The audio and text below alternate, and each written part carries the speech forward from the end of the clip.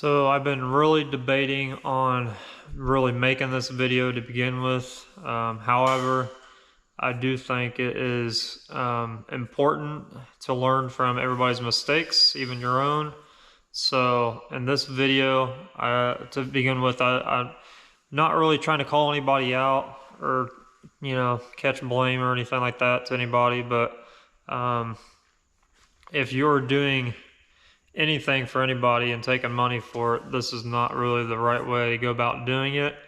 Everybody makes mistakes, but just want to say at the beginning of this video that I am not a fabricator myself, but I've been in this industry for a very long time. Over 2 decades I've been in shops, and I've been painting for that long as well, so I know what stuff is supposed to look like. So, like I said, not really trying to call anybody out, but making this video just more for educational purposes for people down the road, or if you are watching this and you want something like this done, just to watch out and kind of bring awareness to what to look for in shops and people that are going to be working on your vehicle. Because I don't know if it's just, it seems like where I'm at, the state that I live in, there's just a lot of shady people in this industry particularly.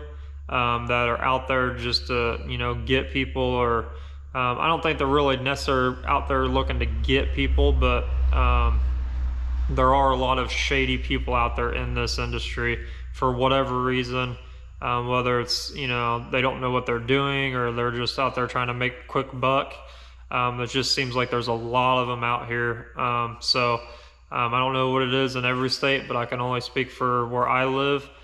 Because I see it all the time, and it's just, it causes a bad name for people like me, other people that are doing this that are really serious about it, or wanting to do this on the side or pick it up, or, actually start out doing it. Just be honest with people, be honest with your customers, and if you do mess something up, you just gotta be honest. You just gotta, even if you're charging somebody for something, maybe help them out.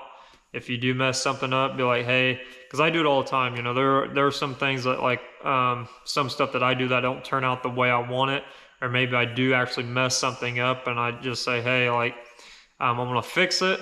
It's not gonna be any charges to you, and we'll go from there. And that's kind of how I kind of deal with things, because that's just, that's how it should be, really. I mean, obviously, if you're using materials and you mess something up, or and they cost a lot of money, obviously you can't really pay the customer back for the materials used, but your labor, you can actually make it up in that sense. So as you can tell, I'm in the shop, got the truck behind me, the Mazda.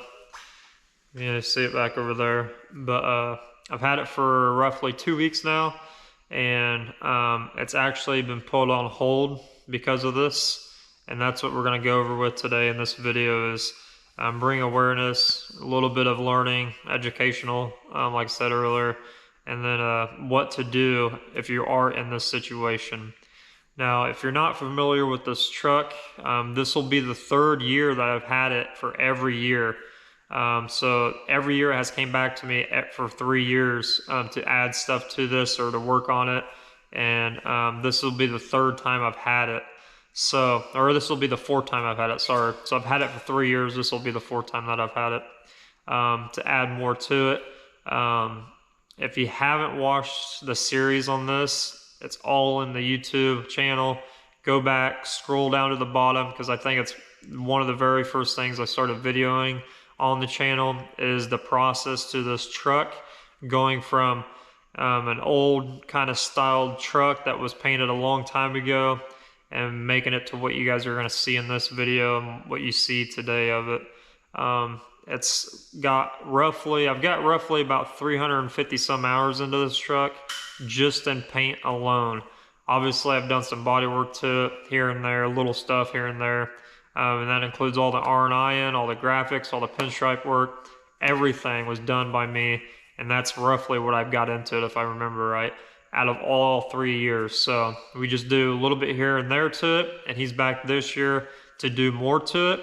Like this time he went pretty big. He ended up wanting to cut and raise the floor to be flush, be smoothed out in the bed. That's what a lot of mini truckers do. They usually, you know, fiberglass it or whatever, do a lot of sheet metal to it, smooth it all out, and paint it, graphics, all that stuff. So that was one of the things he got done, as well as he got a bunch of interior pieces made, like panels for the back end of it, new seats, and he also wanted the interior tore apart and paint matched to the truck as well. So this time around it was a lot of work, but like I said, it's on hold right now, and I'm gonna walk you through this whole thing.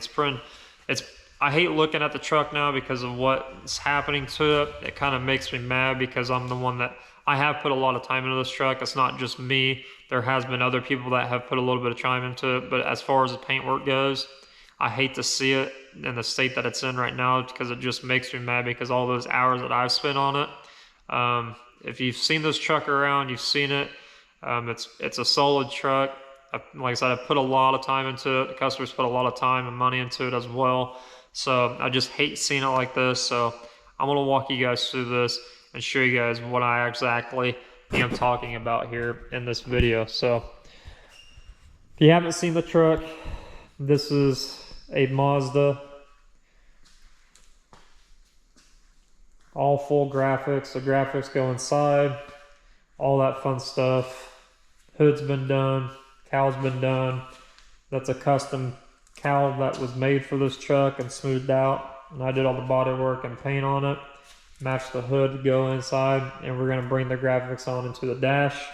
He wants all that. Like I said, all the interior is going to come out of it. I've already got most of it out and tore apart, but those are the new seats he's got. So there was a lot of paint work that's going to be done, and this truck's going to be transforming into something pretty much almost into a full-blown show truck after this phase is done and over with. But before we get to that, I kind of want to explain the whole process with this time around, just to kind of give you guys an update and walk you through from my first time seeing it to what it is right now. So the truck was gone for, I'm going to say 10 months, a solid 10 months, so almost 10 to 11 months, I would say, but a solid 10 months at that. It was gone at another shop, another person's house. I don't know who it is, but it was gone to do all the fab work at. So the guys had it for that long, and I saw pictures here and there and kept in contact with the customer because I had to put it on the schedule, and he just wanted to keep me updated, kind of get me to fill it out of what I thought, you know, as I was getting these pictures from him. And so like I said, it's a long 10 months. Like, this is a long process of going back and forth with him, looking at pictures, things like that. And then once the day came, he's like, hey, going to go pick it up, coming to your house with it, dropping it off. So he went and picked it up that same day that it got shipped to my house. And when it got here, it had the cover on it.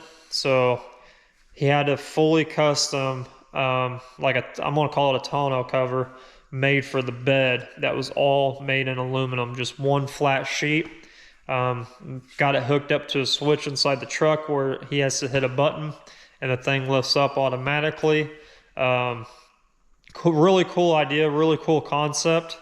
It just kind of failed on the fabrication part of side of things.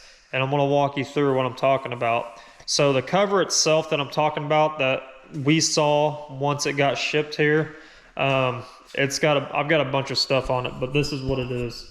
So this cover right here was on top. This is the bottom side of it, because you got the hinges and stuff on the bottom. But when I saw this thing, when he opened up his trailer and I saw the back of this cover, that cover on the top side of it, it was so wavy that I pretty much told him, like, hey, like, I don't even think this is fixable. And he's like, well, let's take it off and let's actually look at it. And we got it off eventually, flipped it upside down, and we both started noticing just weird things here and there, like things like I said earlier, that I've been doing this for long enough that I know and understand what things should look like when you're getting something like this done. And this just wasn't it. Um, so we just started looking at, like, these are the hinges where the shocks kind of bolt through, but they weren't bolted. There was just like a pin that went through this. But you can just tell by the craftsmanship and the weld work of how this, you know, what direction this is really going. And this is the other one. And it didn't look right to me. Obviously, if you know anything about welding, this just does not look right. I know aluminum's pretty hard to weld, but there's so much technology out there that it's not as hard as what I got into welding a long time ago when I went to school.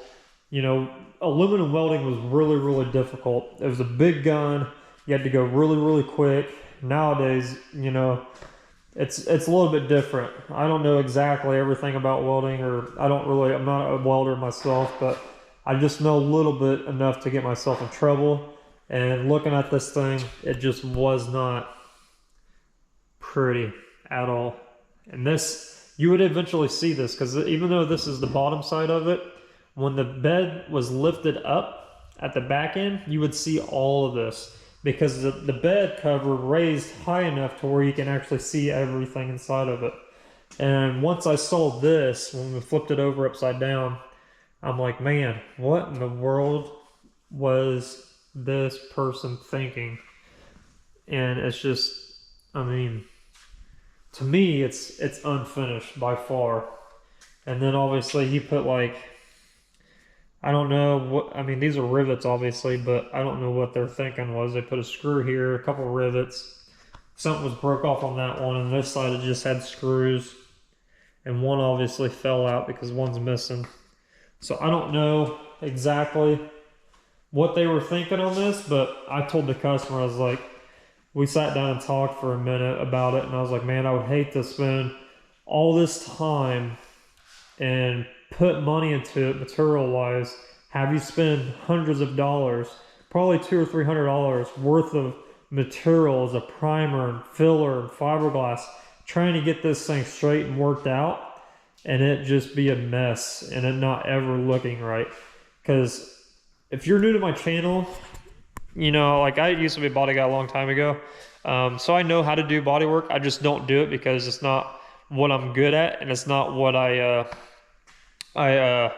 you know, it's not what I put out there that I do. It's all just paint work. So it's like primering, you know, a little bit of body work. I can do dents and stuff like that. I'll do little stuff like that, but I'm not going to break out and go buy a welder and start finishing things up and welding stuff, especially when the customer paid a lot of money to get this done. So I'll help anybody out in that regards, but like, I am not a fabricator. I'm not I'm not really a body guy by any means. I just know enough to get myself in trouble, and I just didn't want him to dump more time and money into this thing and me turn around and be like, well, that's as good as it's going to get, sorry. So instead of going down that road from the get-go, we decided, hey, let's see if he can make another one. That was one of the things that I kind of wanted to go towards down that road, just for me, because I know what it would take to fix something like this. And with it being fully boxed in, you can't really get to the undersides of any of this. And with how wavy it was, there was just no way to get it smooth. And I told him, I was like, you gotta think, this thing, when he goes to shows, it's gonna be outside in the blistering hot heat, and sun's gonna be baking on top of this thing. Who knows what it's gonna look like after the first summer. He drives it down the road, he drives it on highways, he takes it and he drives it. Like, just imagine what might happen if I filled it full of fiberglass just to try to get it smooth. I wasn't going down that road, so we automatically was like, hey, let's see if we can make another one, just to kind of like, hey, let's fix this, let's not touch it. And then we started looking at the bed. Obviously, it wasn't pretty. There was a bunch of, I guess he had washed it before he picked it up, so there was a bunch of surface rust, so I couldn't really see anything. And then I was like, hey, I'll clean it up, you know, I'll get back to you or whatever. And then we'll start doing the bodywork process. And we really didn't, we looked at it and we're like, I mean, I didn't really think anything about it until I started sanding it. And what I mean is I pretty much took 80 grit on a DA, got everything sanded, cleaned up, because like I said, it was just a lot of surface rust, and I blew the truck off, got it all cleaned up, and I really started looking at things. And once I started looking at stuff on this, especially when I was sanding it, I was just like looking at it and feeling it. Obviously, you can feel a lot of stuff when you're sanding it and you're using your hands and you're wiping it. And I was just like, man, something just doesn't add up here. So I was like, let me finish what I'm doing, clean it all out, and let's look at it. So obviously it's been sitting here for a while since I've done that. And it looks a little bit different. It looks back to where it was. It's got surface rust and stuff on it from sitting in here, because it's been really humid these last few days. So don't mind the surface rust, but I want to show you guys and walk you through what I saw and what I was going through on what I was noticing here and there. So this is the bed. Like I said, it's a really cool idea. I mean, it's a really cool idea. It's just poorly executed. So if you know anything about weld work or your finished work, as far as being a fabricator, you just automatically know by looking at this, like, it's just not it. Like, even though this area was getting covered up, like, it's just not even finished. And the welds aren't even, I mean, it looks like it could fall apart. And it's not even, it's really off.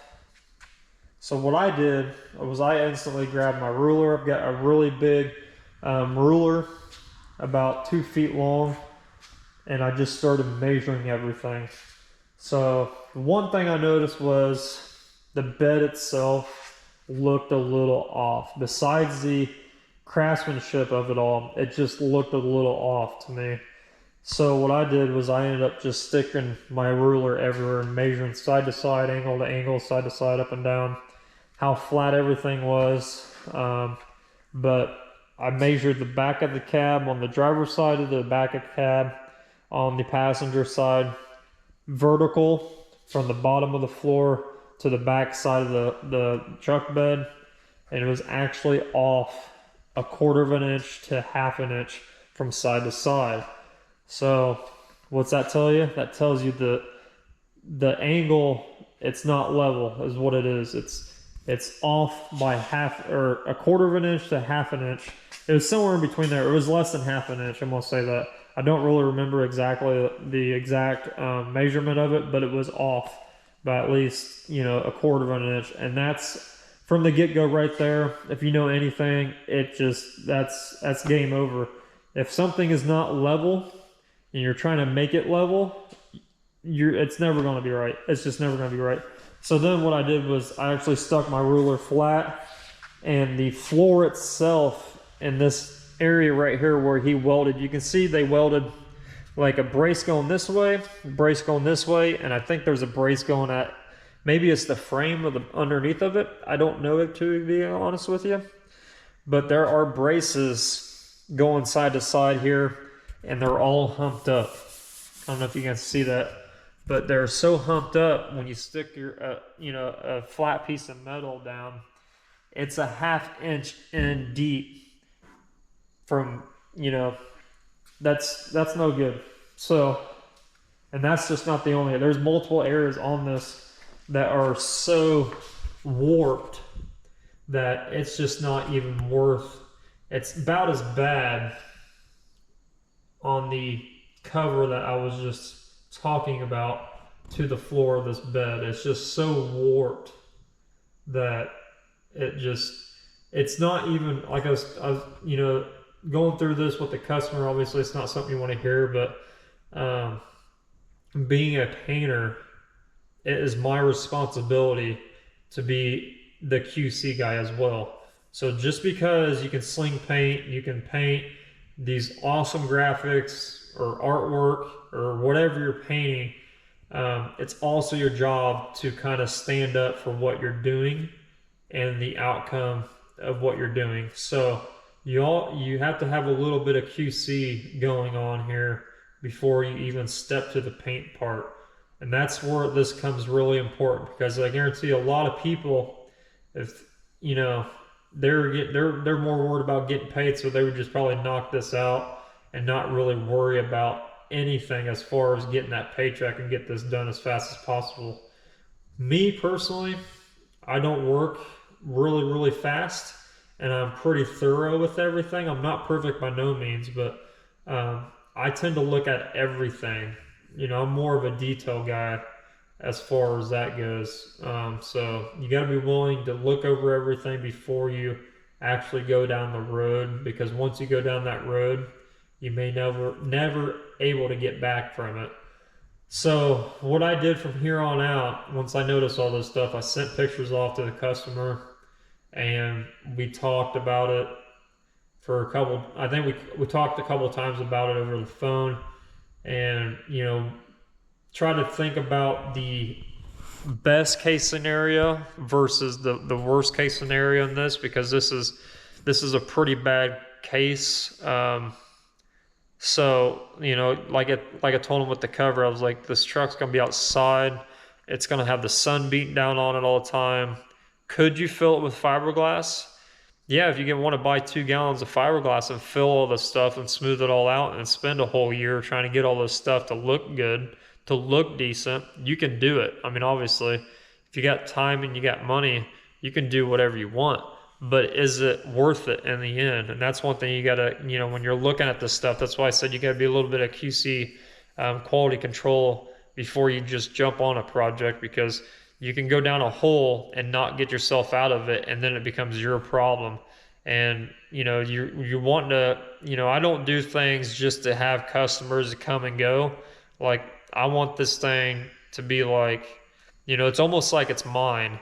Like, I want to treat it as if it's mine. So I want this thing to last. I want all my projects to last, you know, at least 10 to 15, and if not 20 years. Like, I want this customer able to have this thing for a very long time, or be sold and the next guy to take care of it. I don't want issues every summer at coming back because something's cracking out on it, or the sun's got to it and it's starting to blister and pop and bubble and all this other stuff, you know. And that's one thing you really got to look at if you're doing this type of work. Even if you are just a painter, like I said, you got to be a little bit of quality control on everything you do, because you just don't know. And no, you know, there's nothing wrong with telling your customer the bad news. That's what a lot of people get away from, I think, today and age. They're so worried about making that dollar and getting things done so quick that they're afraid to sit down and actually have a conversation with the people that own the vehicle and tell them, hey, like, this isn't really gonna fly, sorry, but we're gonna have to do something else. And there are some guys like, there's a lot of guys that I mean, I have friends and stuff on Facebook and that social media and things like that do this stuff, and they're a lot better than I am, and they would never in a million years touch something like this. And you know, that just, it goes to show what type of work you want to put out, because I mean, obviously you want the best of the best, and it all starts with the foundation, and this foundation and this truck is just not it. It's so wavy. The welds are so messed up in some spots. Even on the boxes here, you can notice, like, this is like, it's like they added this piece onto this piece because it's raised out. If you go to the other side, it's all somewhat flush. I don't know if you guys can see that, but it's all like somewhat flush. This is still raised up a little bit because I think just the welds weren't done completely correct.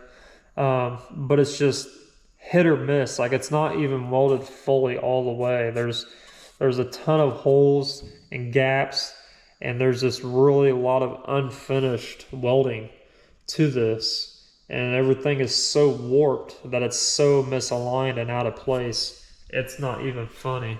Like, when I was sanding this with my 80 grit, I actually had a sliver about this long of metal break loose from the welds that were on the side of the truck. I'm not kidding you. I was like, That should never happen. Your welds should be penetrated through enough and got hot enough to where they did penetrate through, and that thing is not going nowhere, let alone a DA and some 80 grit sandpaper knocking it off. But I mean, it's just not there. It's just not. Like, it's just, even the sides here where they welded it to the side of the bed, because this lip kind of hung down a little bit like that. And they welded a sheet metal to it. And instead of welding the metal underneath of it, or butting it up, or putting a backing plate and welding it to that backing plate, they just kind of like, in some spots, they stuck the new metal and lapped it over top of this, the existing truck bed, and they welded it so it's like so high right here in some spots, and then some spots are so low it's like it's pushed in so far. Like, I don't know if you guys can see that, but it's like so far pushed in right there, and it's just, I mean, like I said, you would have to get gallons of freaking fiberglass just to fill this in to make it smooth. Like on this side, they actually stuck it, it feels like they stuck it underneath the metal, and then they welded it so hot, their welds are so bulging out. It's just not flush at all. And then all this is just another story. It's just boogers. We call this bubble gum. It's just not even, and this is the backing plate that's welded on the back of the bed. It's not even fully welded. There's gaps everywhere. And then I love this part about it. The circles where they actually made a plate. He says it bolts on the inside of the bed, so you got to get underneath the bed when it's up on air ride and get the bolts out to get that plate, and you can paint that. We're going to paint that a different color from the bed so it has that two-tone look to it. I think that's cool as hell. Just the design of it. It's a really good idea. It gives it that little bit of something, kind of like the seats, because the seats have that industrial look to it. And then this is really cool. The gas door makes it really nice with gas in it, and it's just a push. I mean, some of this stuff was done or thought out to be really well, but then the execution was just not it, you know. And I mean, I didn't mention this either, but once I started sanding this down and messing with this gas door, I'm like, how are you going to put gas in it? The cover doesn't go up high enough to where you can reach your gas can in there or your gas nozzle in there. You might be able to sneak it back through here and go all the way up, but there's no way you're getting your hand in here because the cover only went up like this. So like, you didn't have much room to get your nozzle in there to fill it up. So good luck not pouring gasoline all over your fresh paint job or anything. So like that just, I mean, the idea is really cool, but the execution of it was just not there. Like that gas door should have been back here somewhere or way back here to make it easier, because this is the part that the bed lifts up on, and those lift the shocks, they lift the bed up. So it just doesn't go up high enough to reach your nozzle all the way in there, I don't think.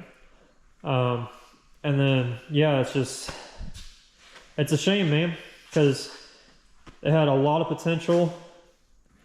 It's even got, you know, from welding, which, you know, this is just part about welding, you know, you get something really hot, the paint starts blistering and bubbling off.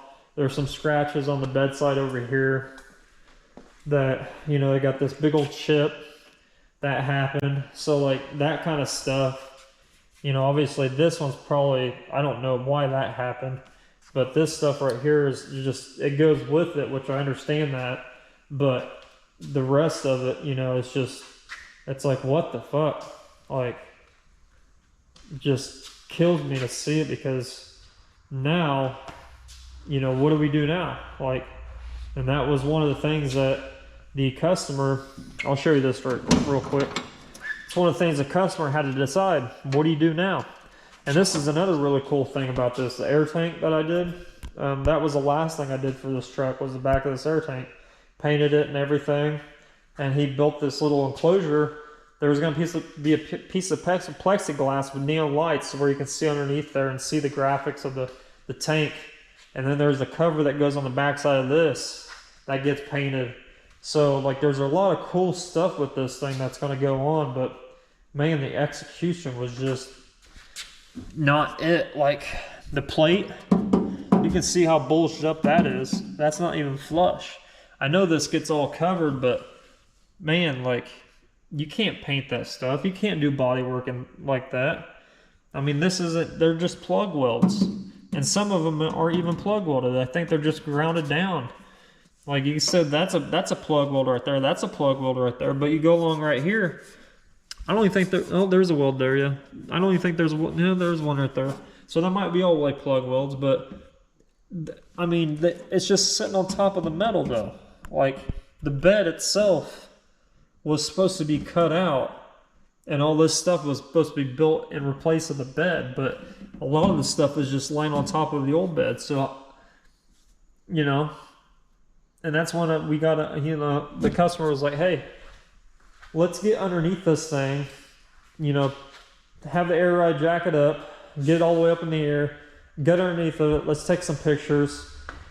And to be honest with you, that's when the really scary, like this stuff is bad. Like this stuff is like, hey, it needs redone.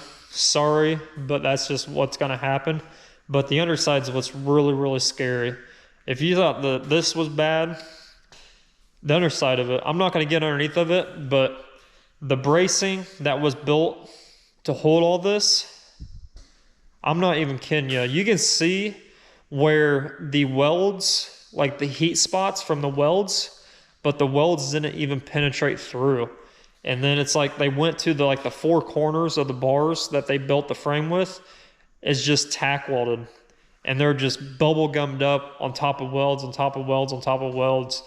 And I told the customer, I was like, I guarantee you this thing, if this thing didn't have so many nasty welds on it holding it together, this frame would probably fall out from underneath of it. I was like, I wouldn't even trust driving this down the highway at high speeds and hitting bumps, because I guarantee you those welds sooner or later are going to crack out.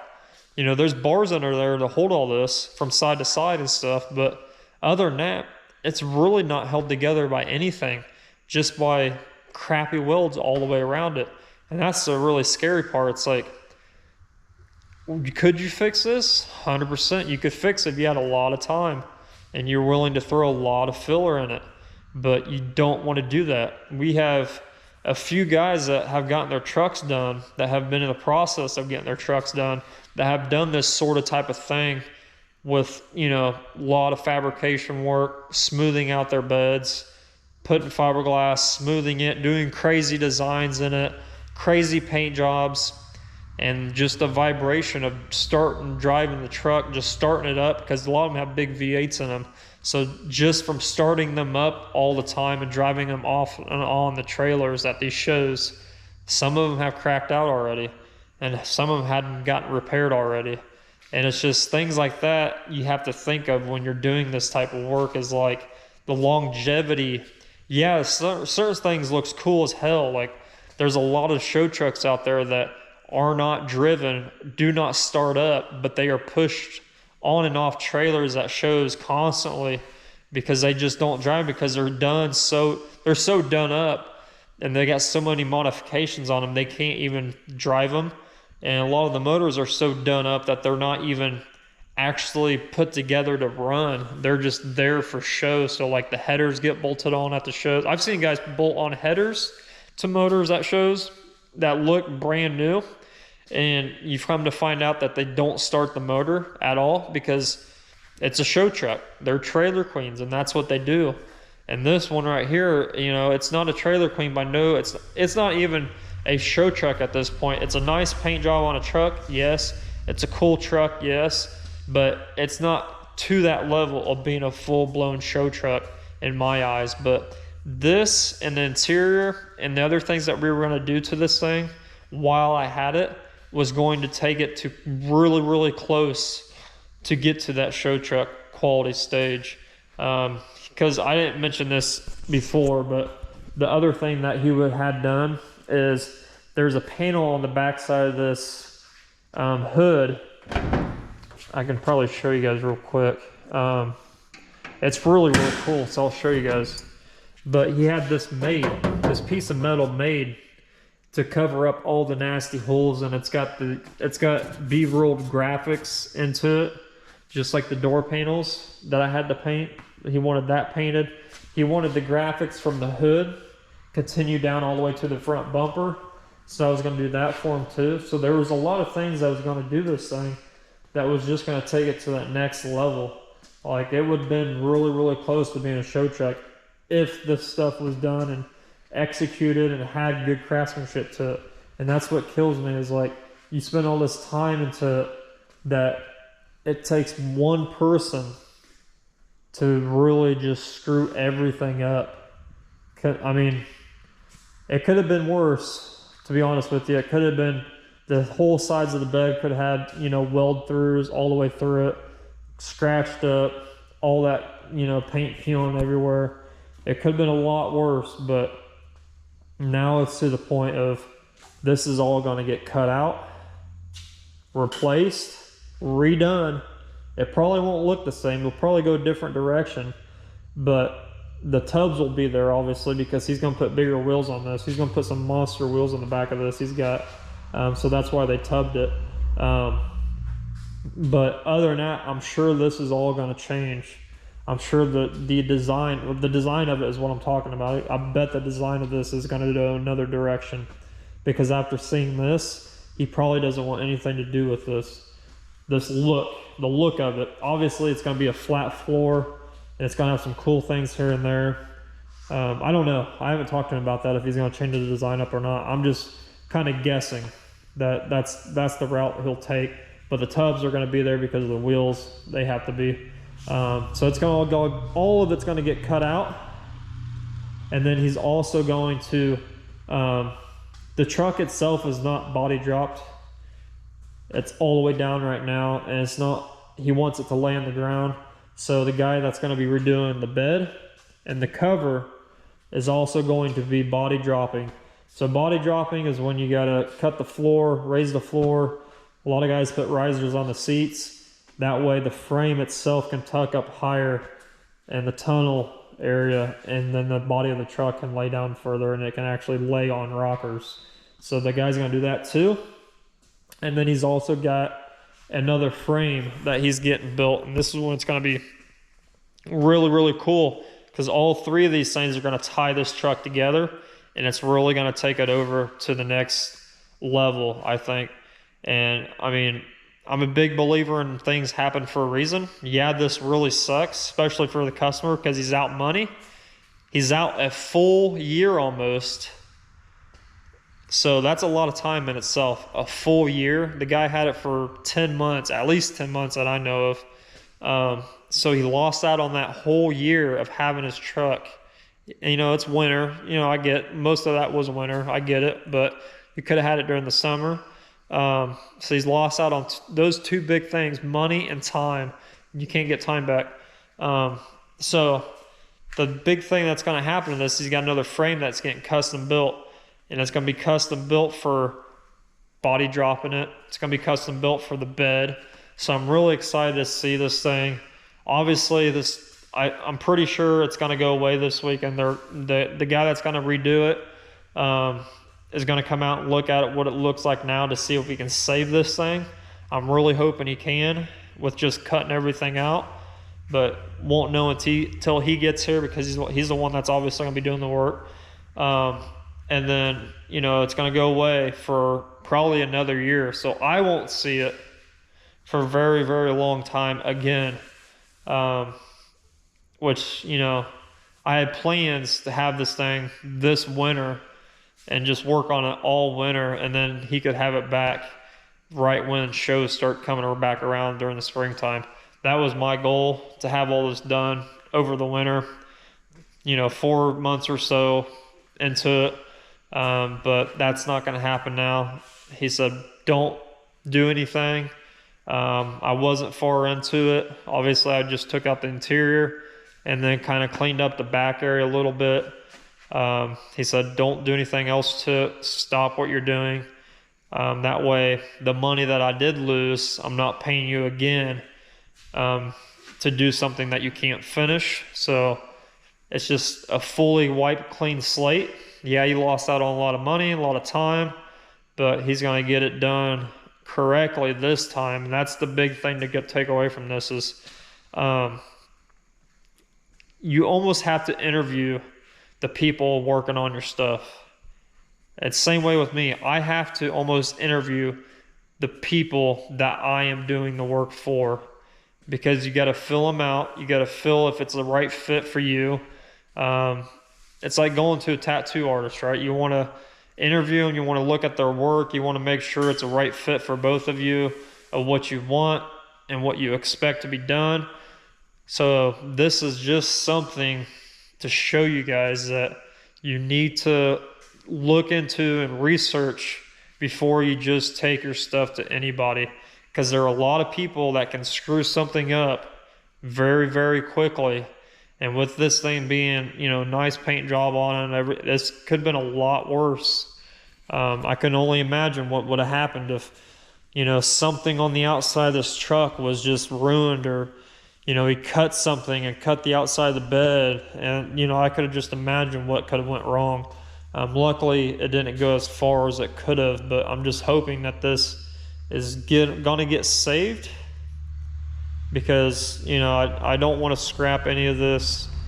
Obviously, this is all, it all goes together, so I don't want to have the customer have to redo something, and I don't want to add more paint on top of paint because it's got a lot of paint on it already. So you got to think about that too. Like, how many more times can you paint this thing without it starting to crack out on you, because it's got a lot of paint on it already. And it's one of those things you got to think about. You got to think about all that stuff, because you want your stuff to last.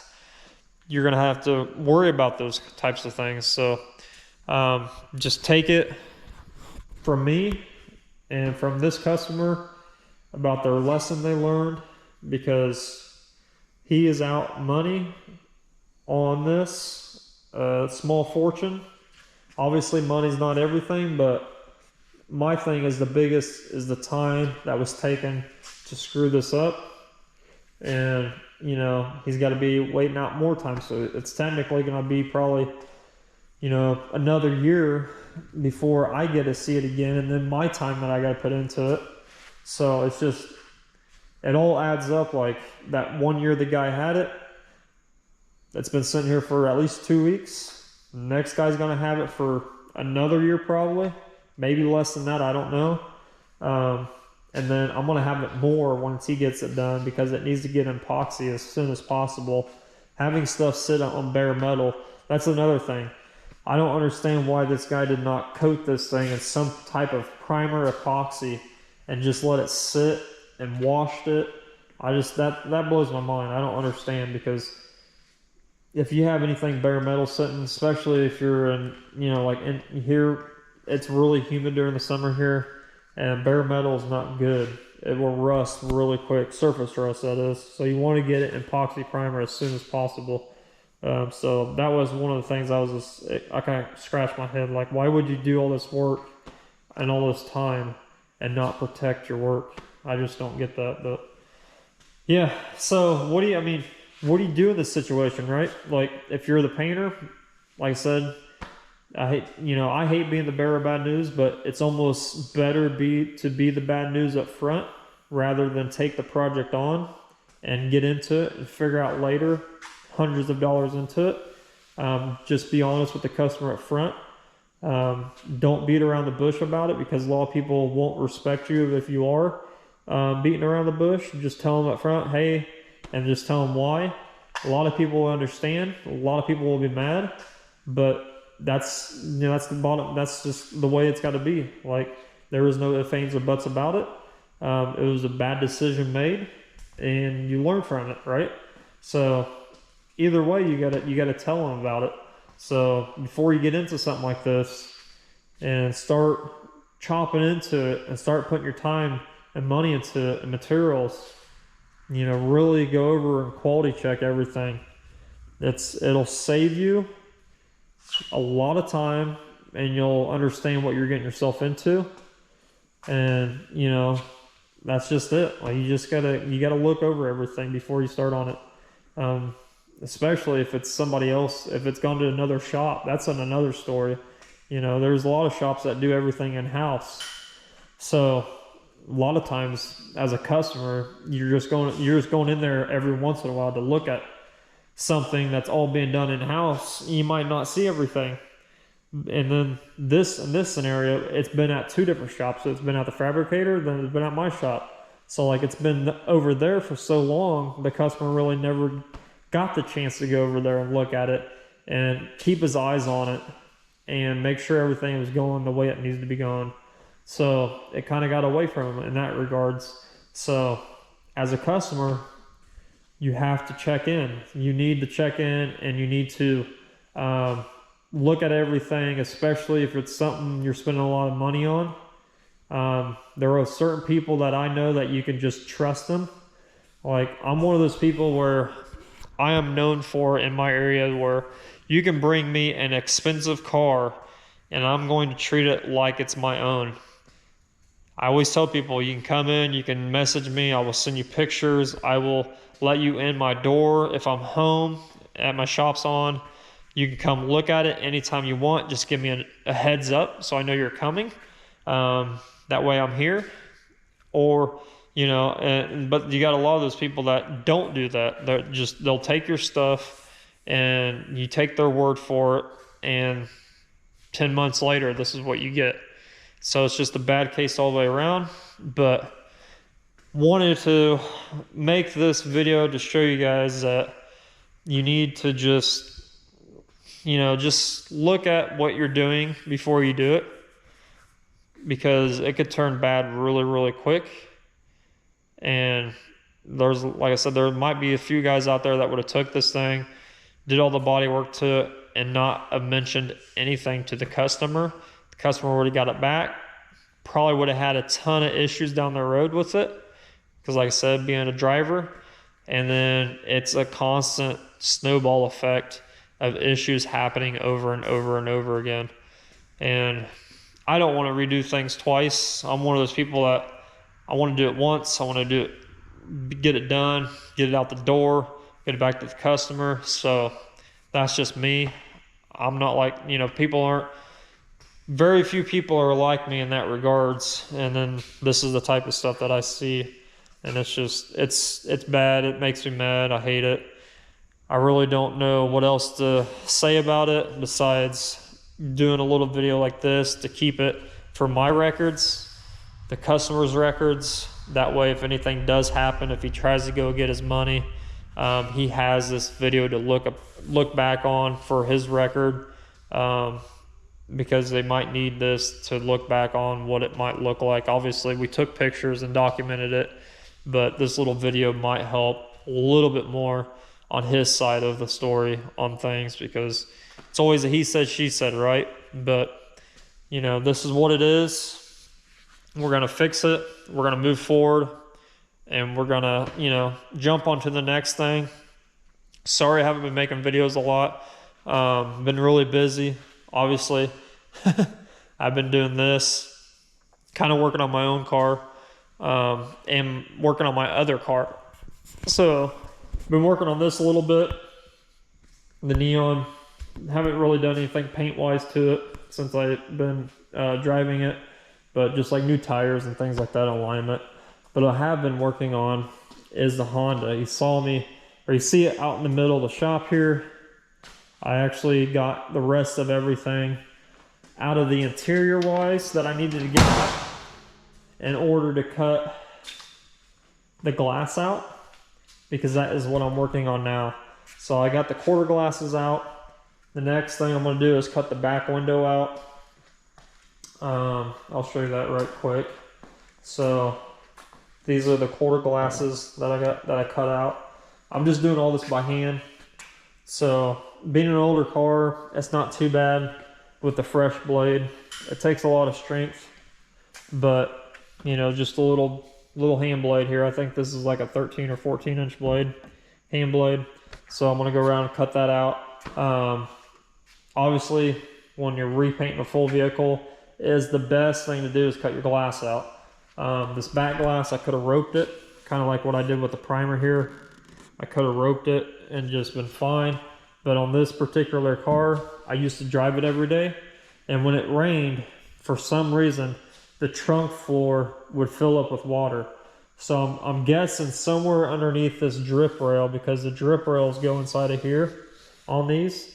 So I'm guessing somewhere along this pinch weld where the window seals to, there has to be something going on with it in order for water to get inside there. If I lifted up the back, it has a big old gap back here underneath the seal right here. So water is getting in there somewhere.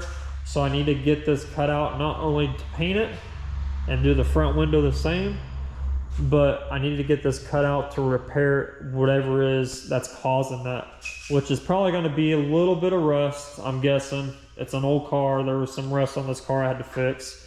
So I'm going to guess there's a little bit of rust that the water's been leaking through, maybe a little bit of hole, and I'm going to have to grind it down and re-seam seal it, or, you know, put something in there as far as seam sealer goes to re-seam seal all the seams, because inside the trunk, even the side, they got a little bit of seam sealer ran inside the trunk pan here, and it's kind of like cracking and things like that. So I need to actually grind all that off everywhere and re-seam seal everything tight.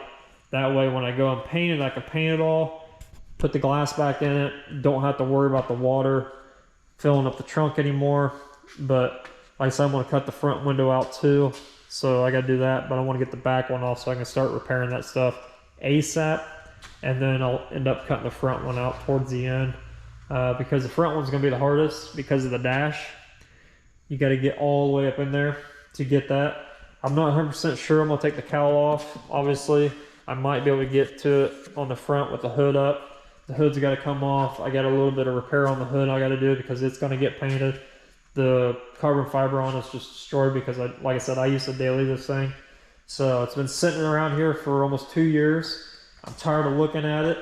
I was going to save it as a project for my son when he turns 15 for his first car, but that's going to be in 15, 16 years. So I don't want it sitting here rotten, because that's what happens to these cars. If you let them sit, even though it's an epoxy right now, that could possibly get moisture inside of it and just start rusting out. So I want to get it painted.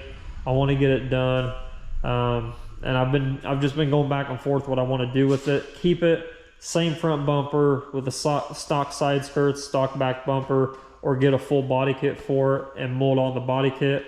I went down the road of trying to find a wide body for it and doing the wide body kit and molding it all and all that stuff, but it's impossible to find the aftermarket stuff for these cars anymore. So I decided to kind of go against that. I might, you know, down the road, you know, like I said, it's going to be 15, 16 years. I don't ever plan on getting rid of this car because this is the car I had when I first had my very first car. So I would like my son to have it. You know, I might, when he gets older, I might end up redoing it again. But the point of this is doing like a minor restoration on it with the cool paint job and other things to keep it and to make it last another 20 years. That's the goal, before it starts rusting out completely to where you can't fix any of it. It's in that stage now where I've got everything that was rusted completely on it. Like the back rebar was completely rusted on it. It was like falling off on the road. It was so rusted. So I ended up just taking that completely out. Same thing with the front rebar. Got a new front rebar. So I caught it in the stage of it getting really bad. So I'm going to start getting it done, getting the body work, or blocking it down, getting everything fit up. I got to fix one of the side skirts I ran over, and I got to fix the factory rear bumper. It's got a crack right there because I'm going to use the factory rear bumper. So I got to fix that. So a little bit of body work here and there before, but I need to get these glass cut out, see what's going on back there before I go any further, because it might be so bad back here, it might just be SOL. I don't know. But that's the goal. So I'm going to probably start making videos on this again, just to kind of keep things flowing. I don't really have anything coming up that's kind of like art related as far as airbrush work or graphics or anything like that. So don't have anything cool in that regard. So that was my thing after I did the Elden Ring mural on my wall, was to jump back on this thing and start slowly working on it and see if I can't get it done during the winter time. And also comment below what you think I should pick the color for. It's factory silver. It's been silver for a long time. I don't have an issue going back to silver. I think it looks good on this, and the way the front bumper is and everything, and with the, you know, the carbon hood that's on it, I would paint the hood black. But I thought about throwing a carbon trunk on it too. So take that in consideration with what's done to it already. Shoot your comment in the shoot your color choice in the comments for me, if you would like to see a certain color. Anything House of Color related, that's what I'll be shooting it with. So yeah, post it below in the comments what you think or what you would like to see me paint this car. I have a lot of colors in my head and I just can't pick one. So like I said, I've been debating on just shooting it a custom silver color, just because it's factory silver, but I want to do something cool to it, but I'm not really sure. I don't want to do like a candy because I am going to drive it on the road, and I don't want to have to, you know, paint the entire car again if I do have issues with rock chips or anything like that, debris hitting it and chipping the paint. I want to kind of keep it simple to where I can repair it if I need to and not have to worry about a candy color in that regard. So comment down below what you'd like to see the car go in. We got a little bit of work to do before we do that. So yeah, comment below and we'll talk about it and we'll go from there and we'll get this thing knocked out and ready for paint and do the same thing that I did to the Neon to the Civic, and then whatever else comes in the door, we'll do that too. So long video, sorry, it's a lot of talking, but keeps you guys up to date with everything. Keeps this documented for me as well. That way I can go back and look at it if I need to for any type of reason. So appreciate you guys watching, and I'll see you on the next one.